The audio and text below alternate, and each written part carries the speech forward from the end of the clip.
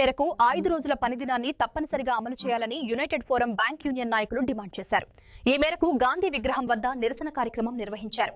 నిరసన అనంతరం మీడియాతో మాట్లాడిన యూనియన్ నాయకులు అన్ని బ్యాంకుల్లో పనిచేసే ఉద్యోగులకు 5 రోజుల పనిదినాన్ని అమలు చేస్తామని బ్యాంక్ ఆఫ్ ఇండియా యాజమాన్యం హామీ ఇచ్చిందని తెలిపారు. అయితే ఆ హామీ ఇచ్చి 2 సంవత్సరాలు గడుస్తున్నప్పటికీ ఇప్పటి వరకు అమలు కాలేదని వారు ఆవేదన వ్యక్తం చేశారు. ఈ అంశంపై గత మార్చి నెలలో 2 రోజుల సమ్మె నిర్వహించినప్పటికీ ఎలాంటి ఫలితం రాలేదని పేర్కొన్నారు. ఇప్పటికైనా 5 రోజుల పనిదినాన్ని అమలు చేయకపోతే భవిష్యత్తులో పెద్ద ఎత్తున నిరసన కార్యక్రమాలు చేపడతామని యూనియన్ నాయకులు హెచ్చరించారు. బ్యాంక్ యూనియన్స్ అంటే 9 ఆర్గనైజేషన్లు యూపీఎఫ్ వస్తుంది. మేమందరూ ఒకే ఒక ఎజెండాతో ఒకే ఒక కోరికతో గవర్నమెంట్ ముందర ఈరోజు పెట్టడం జరిగింది. అదేలా అంటే ఫ్రైడే బ్యాంకింగ్ గురించి 2023 డిసెంబర్ నాడు గవర్నమెంట్ ఆఫ్ ఇండియా మాకు ఒక మాట ఇచ్చింది. ఐటీఐ తరఫున ఖచ్చితంగా ఫ్రైడే బ్యాంకింగ్ అనేది ఇంప్లిమెంట్ చేపిస్తాం అతి తొందరలో అంటే. కానీ అప్పటి నుంచి ఇప్పటి వరకు 2 సంవత్సరాలు అయింది.